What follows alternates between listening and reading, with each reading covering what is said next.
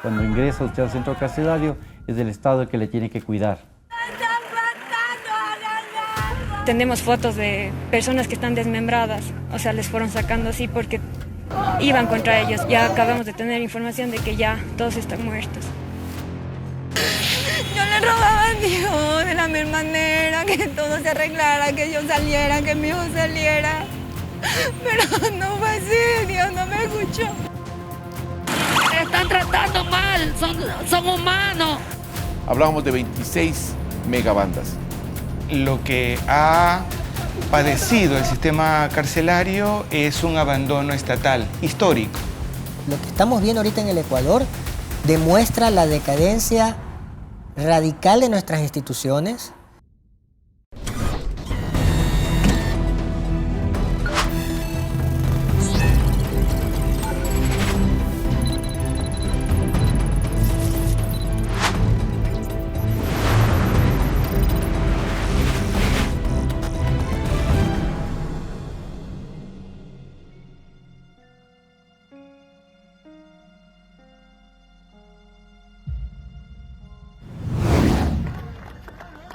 Apenas faltaban 3 días para que terminara el año 2020, cuando José Luis Zambrano, alias Rasquiña, líder de la banda de los Choneros, fue asesinado en un centro comercial de Manta, provincia de Manabí. Según informes de inteligencia, desde ese momento el poder de una de las organizaciones delictivas más grandes del país lo asumió Adolfo Mesías Villamar, alias Fito, detenido en 2011, acusado de narcotráfico, homicidio, robo a blindados y comercios. Pero no todos están de acuerdo con el liderazgo de Fito. Los Tijerones, los Pipos y los Chonero Killers, que un día fueron bandas aliadas de los choneros, ahora intentan arrebatarle el control a Fito, lo que desencadenó la masacre carcelaria más grande en la historia de Ecuador.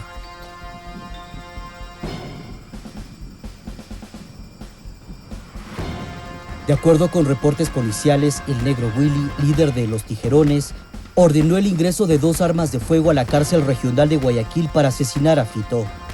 La tarea tenía que cumplirla alias Cuyuyuy, pero fue delatado, porque la información llegó hasta Fito, quien alertó a las autoridades. Que revisen las alcantarillas, que revisen las carpetas, que incluso los guías penitenciarios les trajeron armas, metas, pistolas y lo que son municiones.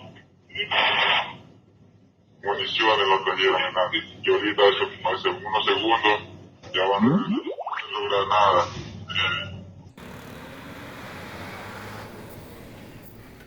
Como consecuencia, el martes a las 3 de la madrugada hubo un operativo y se decomisaron 2 armas de fuego. Fito tuvo suerte ese día, pero no su hombre de confianza, alias Carepapa, quien fue asesinado de una manera sanguinaria junto a 7 presos más.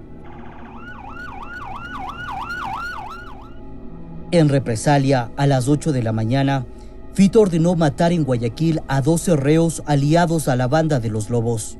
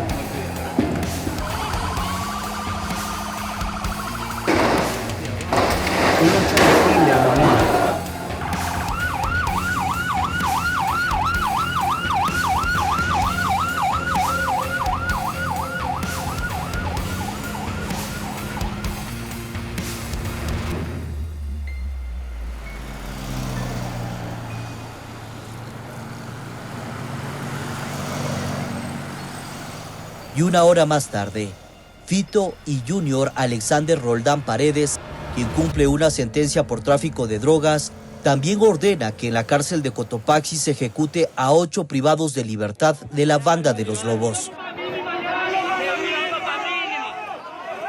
quienes tenían relación con alias Esteban, hijo de la conviviente de Wilmer Giovanni Chavarría Barre alias Pipo, sentenciado por asesinato y líder de los Lobos. Ya viene mi hermana.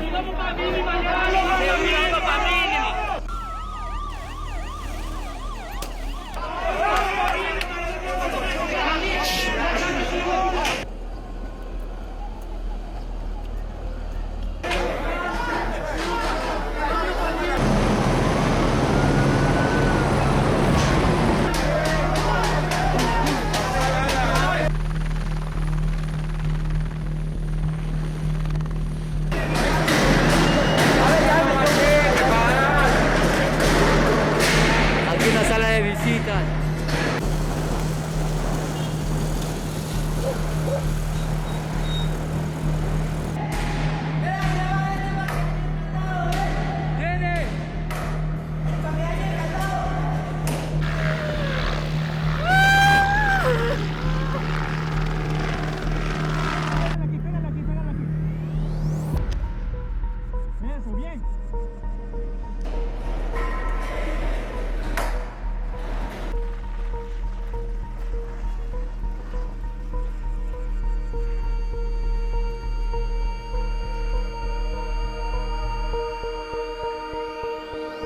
Como respuesta a los ataques, a las 10 de la mañana, Pipo dispone el asesinato de 56 miembros de los choneros recluidos en la cárcel de Azuay,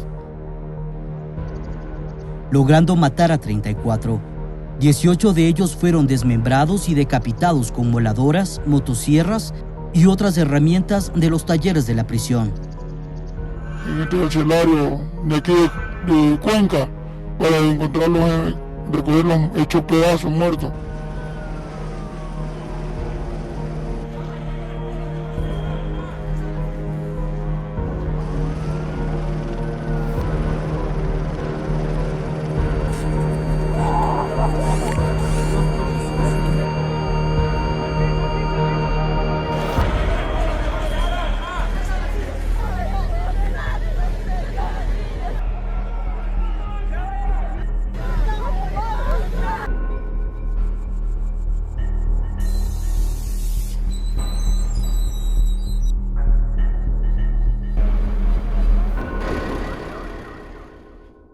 La información oficial tardó en hacerse pública, pero los familiares de las víctimas recibieron videos y audios de los reos despidiéndose y siendo asesinados. La violencia se vivía de forma simultánea en Guayas, Azuay y Cotopaxi. En total en Guayas murieron 37 privados de libertad y 9 resultaron heridos, mientras que en Azuay 34 fueron asesinados y 10 quedaron heridos. En Cotopaxi 8 muertos. En total 79 reos asesinados. Ante el nivel de violencia y el descontrol total, se convocó al puesto de mando unificado para recuperar el control de los prisioneros. Pero cuando llegaron, todo estaba consumado. Tenemos fotos de personas que están desmembradas, o sea, les fueron sacando así porque iban contra ellos. Ya acabamos de tener información de que ya todos están muertos. Una de las primeras alertas que recibió la Policía Nacional fue el amotinamiento en la cárcel de la Zona 8 en Guayaquil. Policías y militares rodearon la prisión para evitar que los reos escapen.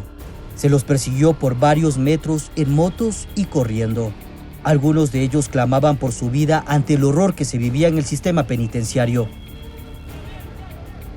Mientras que en el Turi, en Cuenca, provincia de Azuay, allí los reos bloquearon las entradas con candados y quemaron colchones para evitar el ingreso de los grupos tácticos de la policía. Se usó gas lacrimógeno para tomar el control de la cárcel. En la provincia de Cotopaxi ocurrió algo similar.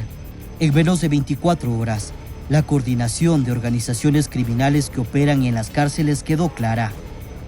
Son capaces de liderar actos atroces desde cualquier sitio. La violencia criminal en todo su esplendor puso nuevamente en jaque el sistema penitenciario.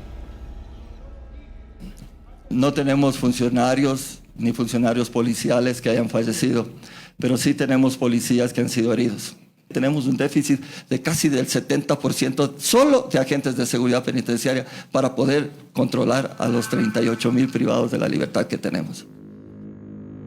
En los exteriores de los centros de rehabilitación, la angustia de los familiares de los presos era evidente, al no obtener ningún tipo de información. Por medio de amistades asimismo, porque nadie sabía de nada. Evidentemente por los tatuajes de las personas uno se llegó a enterar. Solicitamos una entrevista al Servicio Nacional de Atención Integral a Personas Privadas de Libertad y Adolescentes Infractores, SNAI. Pero su departamento de comunicación dijo que el director, el general Edmundo Moncayo, se encontraba realizando trabajos de territorio y no podía atendernos. Las respuestas que tiene pendientes el general Moncayo con los ecuatorianos son sobre la transparencia de lo que ocurre en las cárceles. Si al tener conocimiento de las organizaciones delictivas que operan allí, nunca se pensó en un plan de contingencia para evitar la violencia. Ricardo Camacho, experto en seguridad, dice que el Estado tiene que hacerse responsable por los asesinatos y los heridos. Personas privadas de libertad están en manos del Estado, no están en manos de guías ni están en manos de personeros. Es el Estado, cuando ingresa usted al centro carcelario, es el Estado el que le tiene que cuidar, darle las garantías. Y es la pregunta de examen. ¿Quién ha asumido la responsabilidad? Según Camacho, los procesos de rehabilitación y reinserción en las cárceles son escasos, y eso se refleja en el nivel de violencia que expresan los prisioneros. ¿Sabe cuál es el nivel de reincidencia en el Ecuador? 8. Entonces, la prelibertad está mal diseñada. Entonces, el Estado debería tener un programa de reinserción a la sociedad. Entonces, mira, te vamos a entregar la cantidad de, me invento, $100 para que puedas tú en este mes con transporte, vayas donde tu familia, desarrolles y te vas a estar comunicando con nosotros cada semana que vas a venir y te vamos a ayudar a buscar trabajo. Entonces ahí hay una verdadera reinserción. El gobierno tiene como reto hacer funcionar de manera adecuada un sistema carcelario lleno de problemas como corrupción, tráfico de armas, drogas, sobrepoblación, en donde la gerencia se comparte entre delincuentes con dinero y administradores del sistema. Por ahora la situación está controlada con los traslados de algunos reos y por los controles policiales y militares. Pero si no se toma un control de verdad, estos hechos se pueden volver a repetir.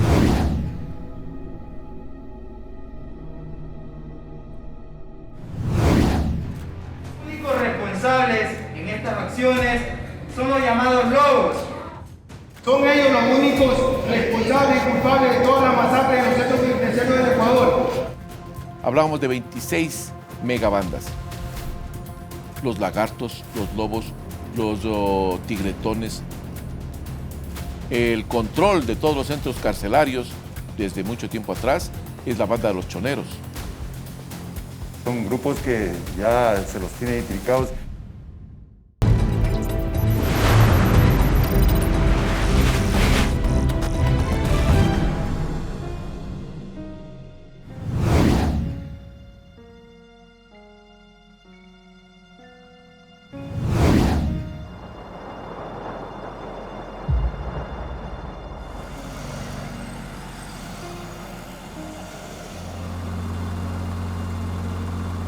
La guerra entre bandas delictivas en Ecuador va en aumento.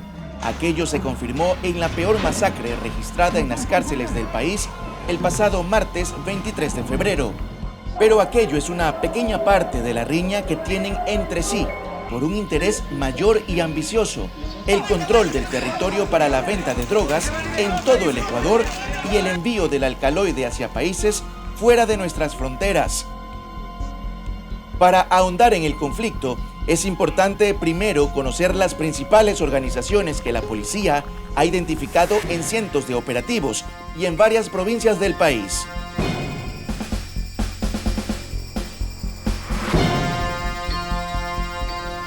En la década de los 90 y como una estructura delictiva en la provincia de Manabí, surgieron los choneros como una respuesta delincuencial en los operativos que realizaba el Grupo de Intervención y Rescate para reducir el AMPA. En sus inicios, también daban resguardo a agrupaciones dedicadas al narcotráfico. Para ese entonces, sus rivales principales eran los integrantes de una banda conocida como Los Queseros, organización de menor calibre. Con el pasar de los años, en el 2017, los choneros dejan de ser una organización local para adueñarse de las rutas del narcotráfico desde Manabí, donde hacían base. La persona que lideró el objetivo fue Jorge Luis Zambrano González, más conocido como Rasquiña.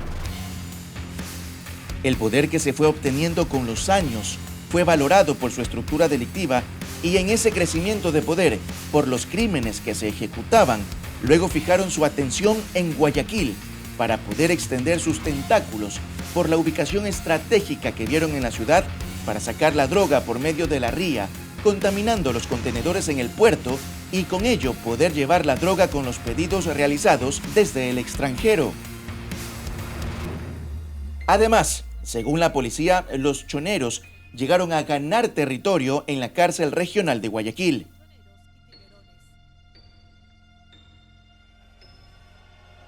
Hay varias bandas, depende de para quién estén trabajando estas megas estructuras delictivas. Pero, por ejemplo, una banda que impuso el control de todos los centros carcelarios desde mucho tiempo atrás es la banda de los choneros. Posteriormente, esta banda comenzó a ser atacada permanentemente por otras facciones, como por ejemplo, ¿cuáles?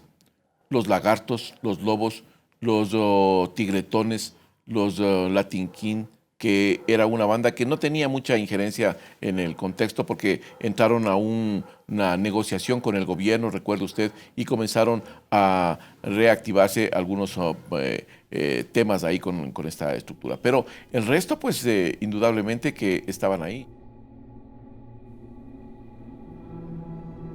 La otra banda que para ese entonces también cobraba fuerza era la de los Gorras. Ellos se unieron con los Lagartos, quienes se estaban posicionando en Guayaquil para tomar el control en gran parte del sur de la ciudad con una serie de delitos como el robo, la extorsión y el secuestro, sembrando el terror en esta parte de la urbe.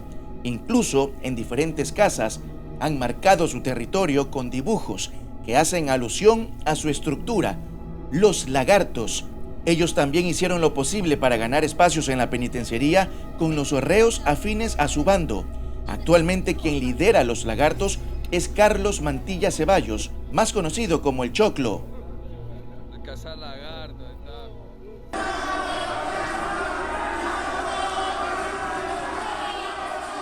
En los reportes que teníamos hasta el 2019 y 2020, hablábamos de 26 megabandas. La mayoría de ellas ubicadas en la penitenciaría de Guayaquil, en La Roca. Otro buen tanto, más o menos eran alrededor de unas 7, 8 que estaban en el Turi y unas 6 que estaban también ubicadas en Cotopaxi. El resto correspondían a la jurisdicción de Guayas.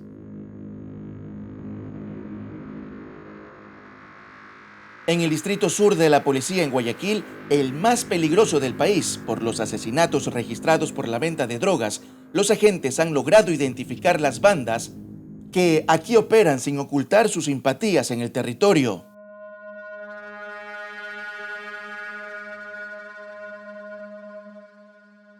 Nosotros podemos dar una vuelta en el territorio y ellos son los que se están marcando. Y ahí podemos observar lagartos, en otros lados se puede observar choneros y en otros lados inclusive hasta chonakillers. En todo caso, son grupos que ya se los tiene identificados y siempre se le da seguimiento constante a las actividades que se están realizando. ¿Los choneros y los chonakillers son uno mismo o son subdivisiones? Son subdivisiones, de lo que se conoce son subdivisiones que tienen o grupos separados. El hombre es rebelde.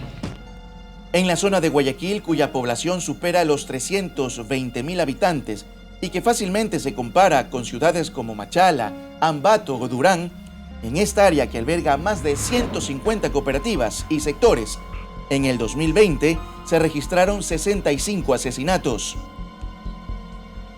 Sin embargo, hoy la misma policía reconoce que en los últimos días los lagartos han estado al margen de las muertes violentas y que inexplicablemente los asesinatos aquí parecen ir disminuyendo.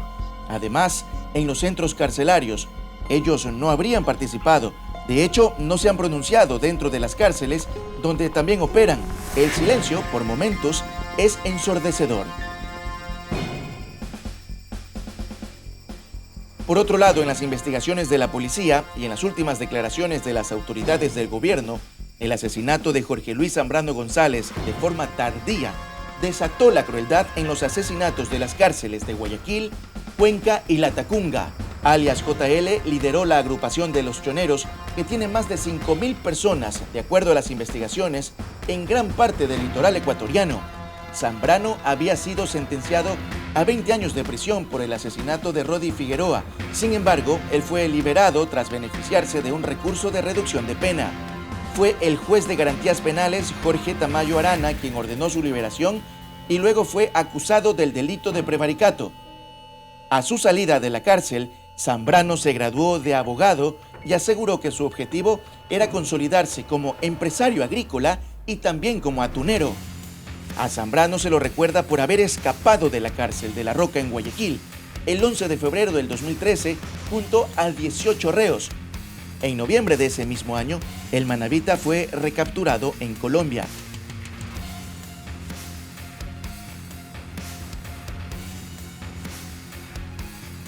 Según Inteligencia Ecuatoriana, la orden de matar a JL habría llegado desde el cartel Nueva Generación.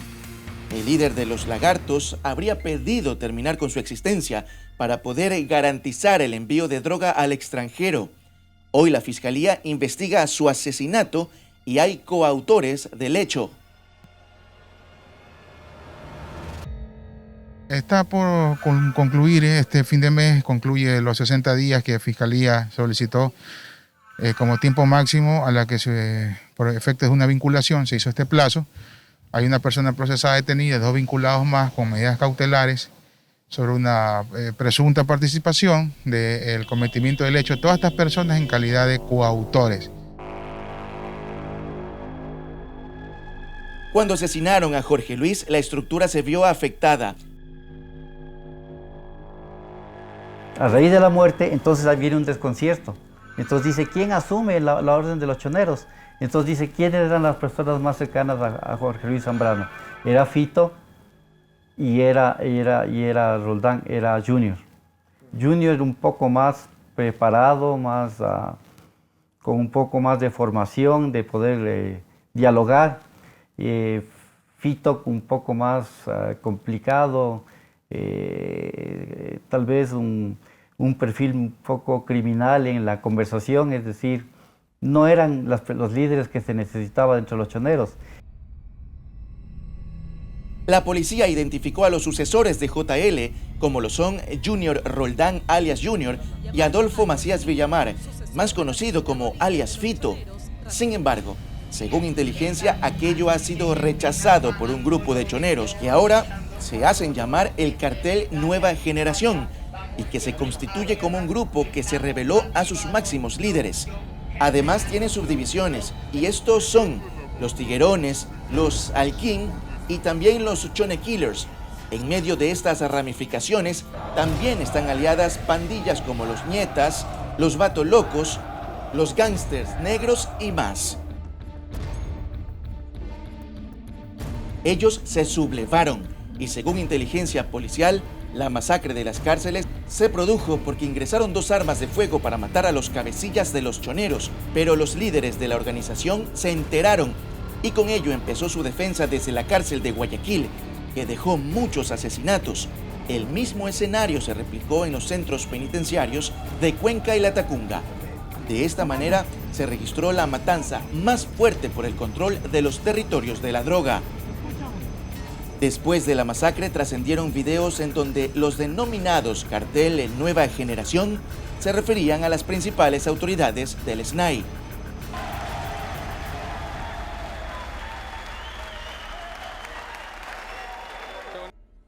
Con mucho respeto, señor Edmundo Moncayo, director del SNAI, usted está siendo utilizado y manipulado por el señor subdirector nacional, el coronel Jacome, el mismo que tiene comunicación y línea directa y recibe coimas de los PPLs Junior Roldán, más conocido como Junior, y Adolfo Macías Villamar, más conocido como Fito.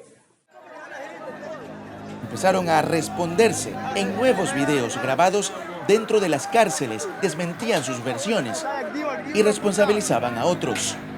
El grupo Los Choneros, que durante mucho tiempo hemos mantenido la paz en los centros penitenciarios.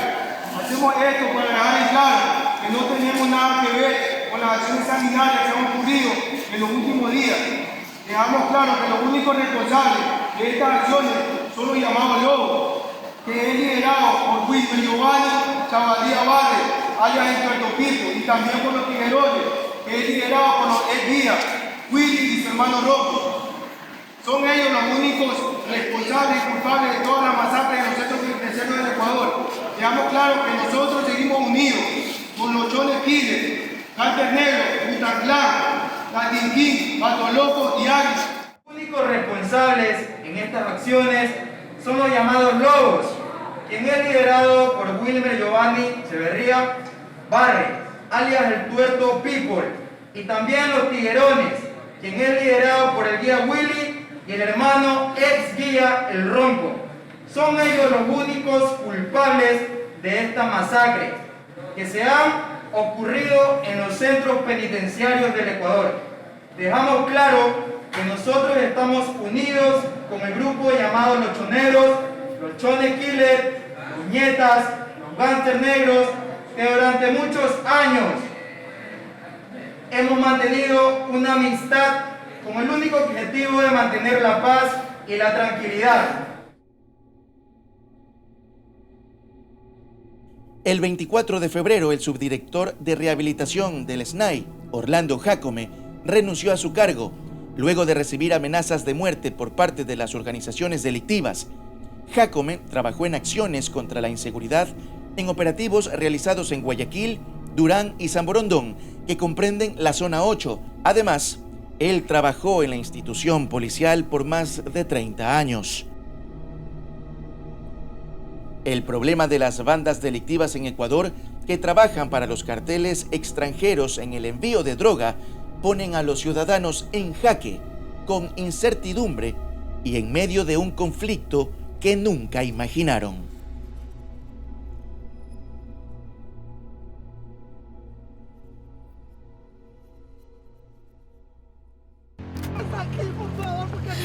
Yo le rogaba a Dios de la misma manera que todo se arreglara, que yo saliera, que mi hijo saliera. Pero no fue así, Dios no me escuchó. A veces las cosas suceden porque el gobierno no se preocupa por seres que están en las cárceles injustamente.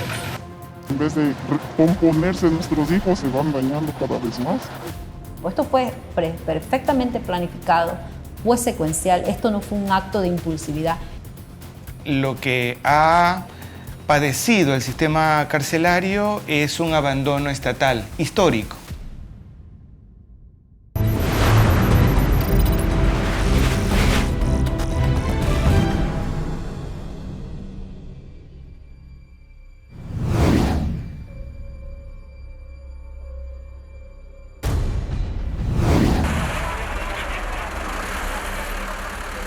En los últimos años, el país ha conocido de cerca varios amotinamientos que ya iban alertando la situación crítica que se vivía dentro de los centros penitenciarios. Es clave recordar que en el año 2019, en menos de 4 meses existieron 8 motines con incidentes violentos. Y fue precisamente entre mayo y agosto de ese año que se llevaron a cabo 15 asesinatos dentro de las cárceles, entre ellos William Poveda Salazar, alias El Cubano, líder de la banda Los Cubanos, que fue asesinado e incinerado en la penitenciaría del Litoral. Ya lo detonaron. Ya lo mataron, ya lo detonaron. La historia se repitió en esta misma cárcel en el año 2020, cuando el 3 de agosto se dio un enfrentamiento entre los choneros y los lagartos. Como saldo, 11 internos fallecieron, 2 de ellos incinerados. Días después, el Estado ecuatoriano, mediante el decreto número 1125, informó de esta disputa donde mencionó la presencia de armas dentro de las cárceles. 11 de agosto del 2020, 300 indicios balísticos presuntamente de armas de fuego de largo y corto alcance, entre esas pistolas 9 milímetros y fusiles, habrían sido utilizados en la agresión entre los internos. Esto hablando de, digamos, enfrentamientos entre los lagartos y los choneros. Eso lo dice el decreto. Esa es una digamos, confesión de todo este arsenal que el propio gobierno dice que existía y que obviamente es una confesión de incapacidad, porque esto no debió ocurrir. Y no le quedaba otra que decir que esto, digamos, era una realidad. Me refiero al tráfico de armas en ese monto. Pero a pesar de estas evidencias, está claro que no existieron correctivos, y por esto hemos sido testigos en los últimos días de una masacre sin precedentes, ya que nunca antes en el Ecuador se habían visto muertes con estos niveles de crueldad, además de llevarse a cabo de forma simultánea en 3 centros penitenciarios del país. En nuestra cobertura de los hechos conocimos de cerca a las familias de los internos asesinados y las acompañamos con palabras de fuerza en medio de su calvario. Y es que, culpable o no, no existen palabras para describir el dolor de una madre al perder a su hijo. Yo le rogaba a Dios de la misma manera, que todo se arreglara, que yo saliera, que mi hijo saliera. Pero no fue así, Dios no me escuchó.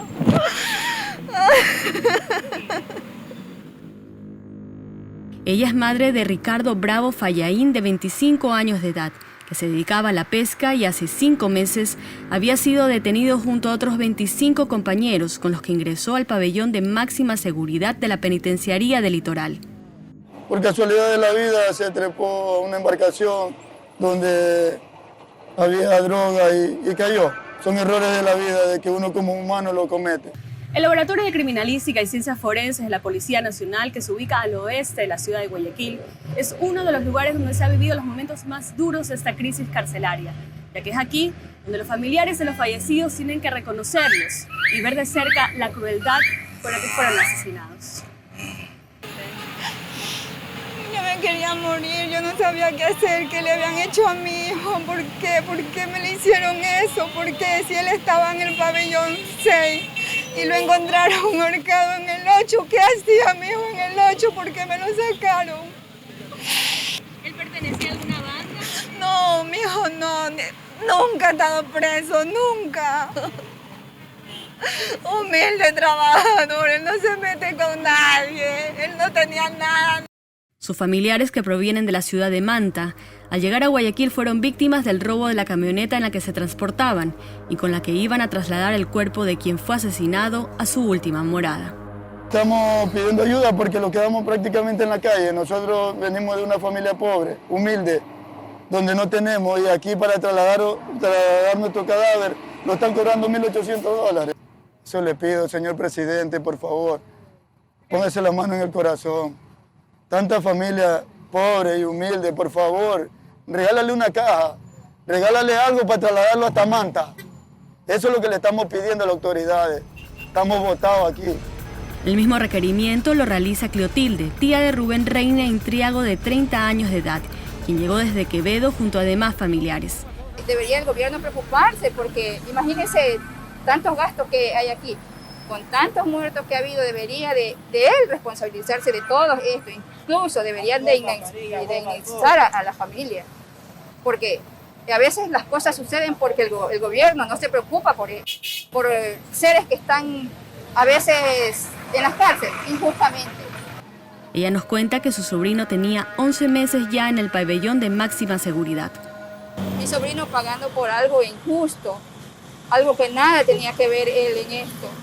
Entonces, es lamentable, mi sobrino estaba a pocos días de salir, porque él era inocente. ¿Cuál era el delito por el que se le acusaba? Él estaba acusado de intento de asesinato, cuando todo el mundo sabe que él nada tuvo que ver.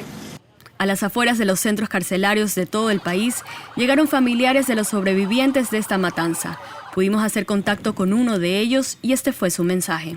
Tenemos 48 horas sin percibir alimento, sin agua. Estamos aquí como animales enjaulados, sin saber para dónde correr, sin saber qué hacer. Por la cual recurrimos a ustedes que son los que están afuera, son los miembros que omiten las noticias. Por favor, ayúdenos a emitir este video y que se haga viral, por favor, porque estamos necesitando ayuda. Hay gente que necesita atención médica y no se le ha dado la respectiva atención médica, por la cual no podemos salir fuera del pabellón porque estamos siendo objeto de amenazas de muerte por parte de la gente del pabellón 9 bajo. A la 1 y 2 se les agradece de antemano, que Dios los bendiga, mis queridos hermanos, denos la mano. Ante estos hechos hay miles de madres que viven una gran angustia desde afuera, a las que cuando pudimos entrevistar se les cruzaban por su mente imágenes de la crianza de sus hijos. El corazón se palpita por más malo o bueno que sea un hijo, es un hijo, y le duele a uno cuando estas cosas están pasando, a veces por nuestro mismo comportamiento, por las leyes que se dieron de que a los hijos hay que dejarles hacer lo que ellos quieran porque son derechos humanos y no les podemos corregir como se debe, y por eso la sociedad está como está en estos tiempos. Nos cuenta que está preocupada por las personas con las que se junte su hijo dentro de la cárcel. Ellos salen con una mentalidad distinta, con más resentimiento y con gente que se encuentran adentro que les enseñan cosas que en realidad en nuestra vida pudiéramos saber si es que eran o no eran de encontrarse ahí, pero les enseñan mañas y mañoserías que a veces ya se basta contra nosotros mismos y en vez de componerse nuestros hijos se van dañando cada vez más.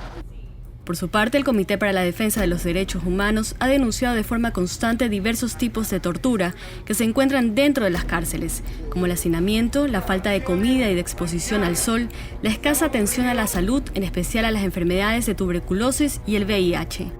Lo que ha padecido el sistema carcelario es un abandono estatal histórico. Ahí no ha habido sino una progresiva ausencia de planes, programas sostenidos que permitan a la persona habitante de las cárceles rehabilitarse. No ha habido una política pública que permita eso. Y en ese sentido, saber de que los habitantes de las cárceles deberían, ¿no?, tener garantizado el acceso a la salud, cosas que no existen. En muchos casos, la condena de los reos se extiende a sus familias, al ser extorsionadas desde adentro. Me piden una cantidad de dinero que no tengo. Soy una simple conchadora que concha en los manglares para sobrevivir. Aquí también, pero la primera vez cuando el recién entró hace 3 años y le habían pedido, le habían pegado a mi esposo, le habían dicho que si es que no le depositan $4,000 le van a matarle. Eso le habían dicho. Y le habían pegado y yo soy pobre, ¿de dónde le iba a dar? Otra de las carencias del sistema penitenciario es que no existe un presupuesto destinado a programas de rehabilitación. Hubo un momento brillante, que lo viví, lo digo en primera persona, en las cuales incluso había trabajo agrícola en la penitenciaría, en la que se cosechaban tomates y una empresa privada le pagaba a los internos poco por esa cosecha. Y bueno, era lo básico para sentirse útil. ¿Qué pasó con este programa? ¿Desapareció? Desapareció. Como tantos, ¿no? En la penitenciaría y en la regional también hay talleres inútiles, con máquinas, tal vez nunca usadas en esto. Y eso es negligencia. Ahora tampoco existe una atención en tratamiento psicológico, lo cual forma parte elemental de un proceso de reinserción a la sociedad. Se debe perfilar con psicometrías el índice de violencia que ellos tienen, los trastornos de personalidad, revisar si no son duales, es decir, si aparte no tienen un trastorno mental. Muchos quieren entender qué existe dentro de la mente de estos internos que mataron a sangre fría a sus compañeros de celda. La doctora Julieta Sagnay, directora del programa municipal Un Futuro Sin Drogas, explica que para entender estos hechos es clave hablar de psicopatía criminal, donde no existe empatía ni conciencia. Nos sorprendíamos porque decimos no sienten nada al tener un corazón en la mano. Realmente no conocen lo que están haciendo, saben lo que están haciendo, pero no tienen ningún sentimiento al respecto. Sin embargo, el que tiende a la criminalidad viene de hogares donde hay abuso, donde hay maltrato, abuso sexual incluso, en donde observó que papá maltrataba a la madre, en donde hubo abandono, en donde hubo rechazo, en donde hubo comparaciones entre hermanos, en donde hubo autoritarismo, en donde no hubo afecto. Por lo general, eso los ha llevado a ser antisociales, aunque pueden parecer normales, incluso tener carisma. Otra de las principales características del psicópata criminal es que él planifica sus actos.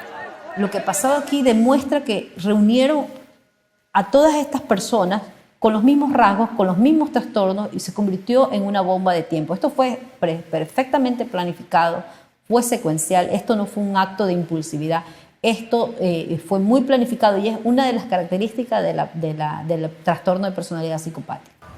El tema es más complejo de lo que parece y la ciencia aún se encuentra investigando qué es lo que lleva a un niño a convertirse en un criminal.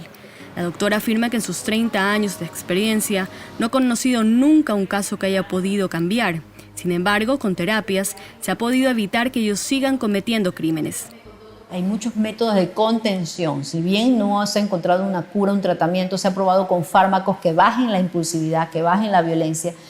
Es clave también hablar de prevención, ya que podríamos corregir a tiempo este tipo de delitos. Un joven que está cometiendo actos de violencia hacia otro niño, por ejemplo, es para ponernos a pensar por qué lo está haciendo. Y sumado a esto, disfruta de maltratar a un animalito, disfruta de prender fuego o no demuestra una emoción ante una situación, es para ponernos a pensar y tal vez haya la posibilidad de corregir en algo estas conductas. Tal vez así podamos lograr que no se vuelvan a repetir sucesos tan despiadados y cambiar el futuro del Ecuador, que en estos momentos ya se perfila a nivel internacional por tener una de las cárceles más peligrosas del mundo.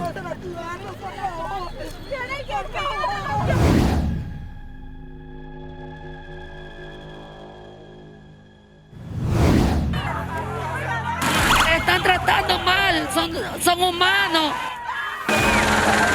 Ellos no nos pueden decir nada porque eso no les importa a ellos. Esas son las respuestas de ellos.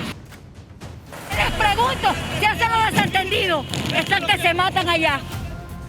Cuando yo entré, me pidieron $400 por la celda, pero sí yo vi, por ejemplo, peleas entre internos donde a uno lo degollaron. Lo que estamos viendo ahorita en el Ecuador demuestra la decadencia radical de nuestras instituciones.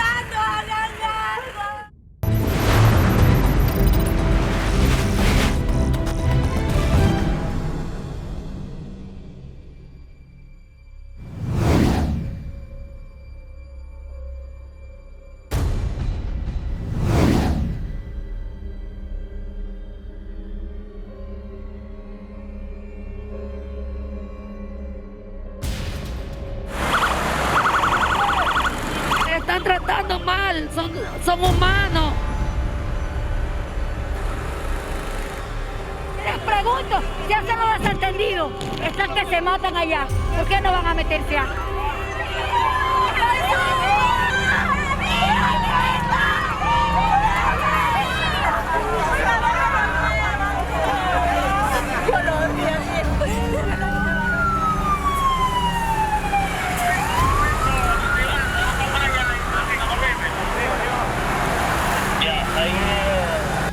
Están matándolos, están apuñalados, uno, están golpeados, están sin comida.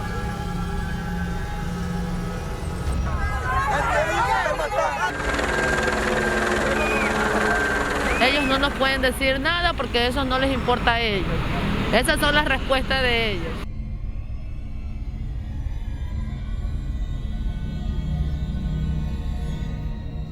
Algunos logran imaginar cómo puede ser el día a día al interior de las cárceles de Guayaquil, pero solo quienes lo viven pueden describirlo realmente.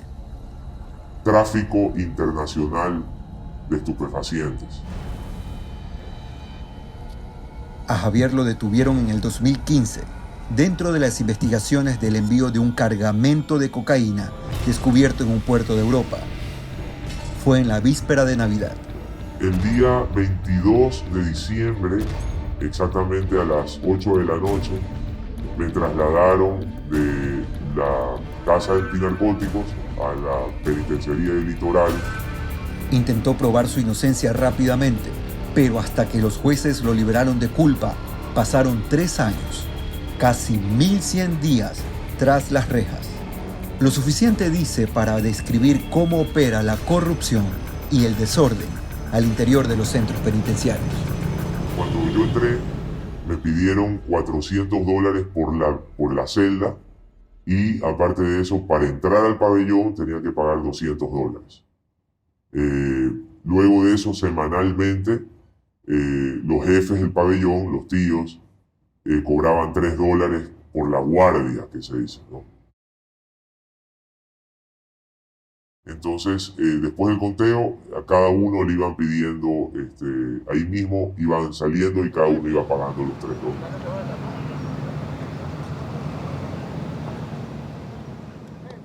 El día de la visita entraba todo el mundo, entraban a los pabellones, entraban las visitas que querían, ponían música, había alcohol, era como si fuera una feria, así es. Normalmente los guías, por cualquier favor que tú querías, incluso cuando estabas enfermo, querías salir, ellos te pedían que les des plata. Era un peaje, le llamaban la dorada. Algo que puede generar miles de dólares cada semana. Yo creería que sí, porque cada pabellón tenía un guía. Entonces ese día el pabellón que tenía unas 400 personas, de esas salían 200, o unas que tenían 100, salían unas 50. Entonces todo el tiempo ibas pagando. Javier fue testigo también de otros sistemas de extorsión. Tenías que pagarle al jefe de guía por fuera a un banco, a una cuenta bancaria para que puedas tú depositarle y estar un poco tranquilo ahí. Dependiendo del guía que te toque, podían pedir a cada uno unos $40, $50, o $20, $30, dependiendo del guía que le toque la guardia. Ya cuando se sabía que había esa guardia había que depositar. El director del Servicio Nacional de Atención Integral a las Personas Privadas de la Libertad, Edmundo Moncayo, asegura que uno de los principales inconvenientes que enfrentan es el déficit de agentes penitenciarios. Lo que yo le puedo decir a usted es que permanentemente nos hemos esforzado en realizar acciones, primero buscando la atención de los beneficios para aquellas personas privadas de la libertad que tienen doble y triple vulnerabilidad, que nos hemos fortalecido ahora también con la formación de 200 agentes de seguridad penitenciaria que se encuentran ya en proceso, pero que sin embargo cada uno de ustedes saben que tenemos un déficit de casi del 70% solo de agentes de seguridad penitenciaria para poder controlar a los 38,000 privados de la libertad que tenemos. Buscando la reducción del tamaño del Estado, el gobierno eliminó el Ministerio de Justicia, que manejaba las cárceles, y para eso creó el SNAI, un ente de menor tamaño. No obstante, el presupuesto del sistema penitenciario fue reducido en casi $19 millones en el 2020. Bajó de 117 millones a 98.4 millones. Pero sí yo vi, por ejemplo, peleas entre internos donde a uno lo degollaron, le cortaron la yugular. Siempre era bueno estar encerrado ya en la noche porque era muy peligroso. Afuera dormía gente y consumía drogas, entonces era peligroso estar por fuera. Tenían armas, de hecho se tomaban fotos con armas. Por supuesto era Vox Populi, claro que sí. Aparte de los cuchillos, pues, ¿no? Es muy fácil que pasen puñales, granadas, pistolas. Cada uno, claro, que tiene su precio, porque una pistola ya cuesta sobre los $9,000, pero allá se utiliza ese tipo de situación. Un cuchillo, un puñal, hasta motosierras ingresaron, hasta granadas fueron encontradas, fusiles, ametralladoras. Esa situación quiere decir que hay una corrupción campante. Según el Comité Permanente por la Defensa de los Derechos Humanos, la capacidad carcelaria en Ecuador es de 28.500 personas, pero los aproximadamente 38.000 presos contabilizados por el gobierno revela un hacinamiento de al menos el 30%. Además, 2 de cada 10 presos no tiene condena ejecutoriada, según datos oficiales.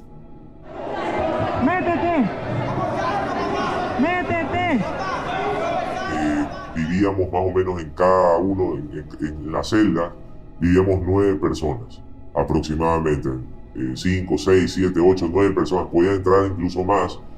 Personalmente nosotros teníamos un baño ahí mismo el cual compartíamos, que era abierto, que nosotros pusimos una especie como de cortina de baño para poder tener algo de privacidad. Aquí se metió en celdas a los que vengan y no vengan. No había una segmentación, no había una compartimentación. Entraban los que eran y los que no eran.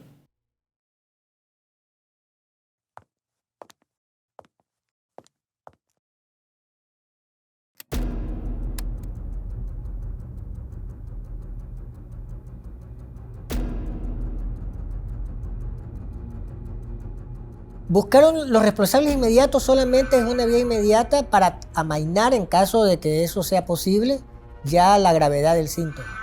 Pero la cura o el tratamiento del problema está a lo largo y ancho de la misma sociedad y de la misma institucionalidad. Lo que estamos viendo ahorita en el Ecuador demuestra la decadencia radical de nuestras instituciones.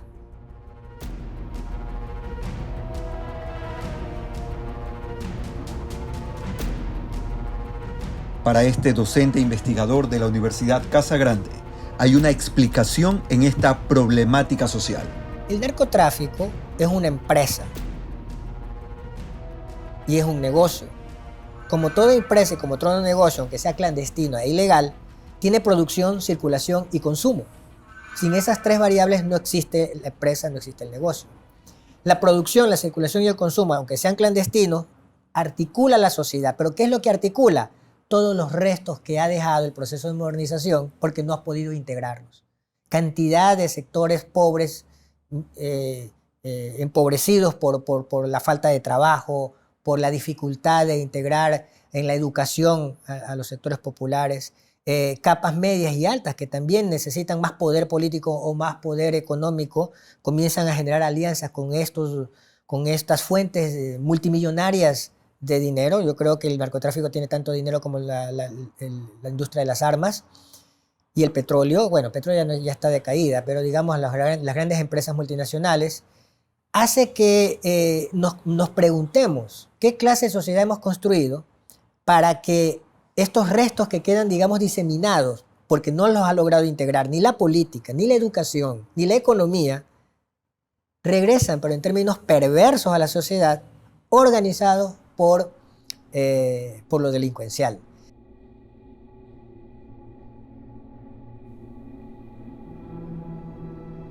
En los últimos 2 años, a causa de la conmoción interna en las cárceles provocada por la violencia, el gobierno decretó 2 estados de excepción, con 2 renovaciones cada uno. Pero esa no fue la solución, y ahora el país enfrenta horas decisivas en materia de seguridad.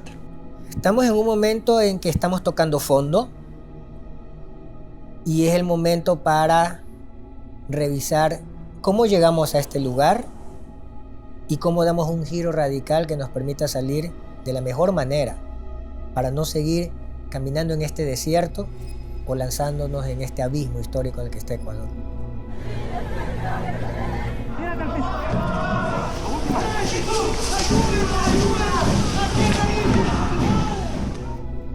De lo contrario, sugieren los expertos, la violencia podría seguir creciendo al interior de las cárceles y por consecuencia lógica, también fuera de ellas. ¡Al piso todo, mano! Mándale.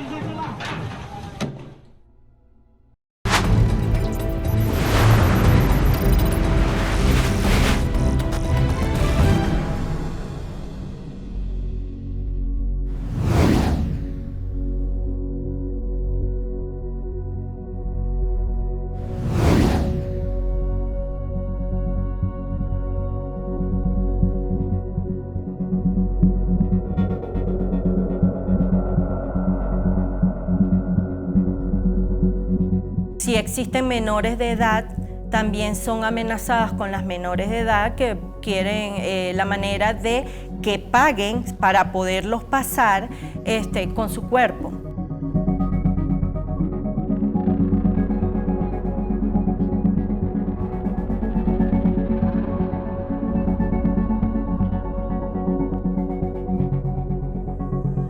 Estos brotes xenófobos por incremento o porque un extranjero robó, un extranjero delinquió, no tienen sin duda la misma vara cuando es un ecuatoriano.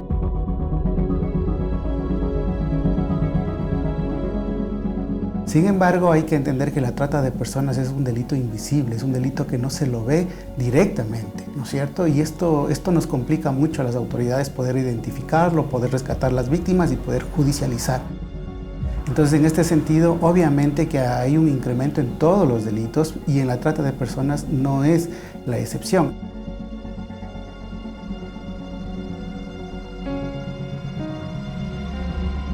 Yo y varias personas que veníamos en el grupo tuvimos que hablar con unos funcionarios del Estado Bolívar de Venezuela para que ellos mismos, a través de un pago que le hicimos en dólares, nos pasaran de ahí hacia el Arauca.